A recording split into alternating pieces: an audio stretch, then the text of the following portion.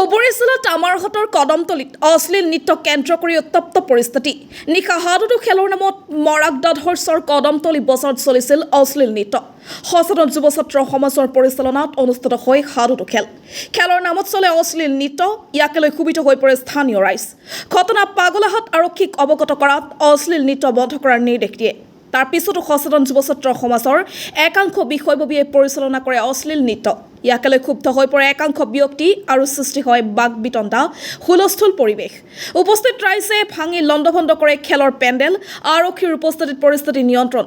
ইফালে সচেতন যুৱ ছাত্ৰ সমাজ নামৰ স্বয়ংভূ সংগঠনটোৱে অসমীয়াৰ পৰিৱৰ্তে বাংলা ভাষাত প্ৰস্তুত কৰে খেলৰ বেনাৰ। ইয়াকে লৈ সৃষ্টি হয় আন এক বিতৰ্কৰ। আমাৰহাটৰ পৰা আশ্ৰাফুল আলমৰ report, North East Frontier news.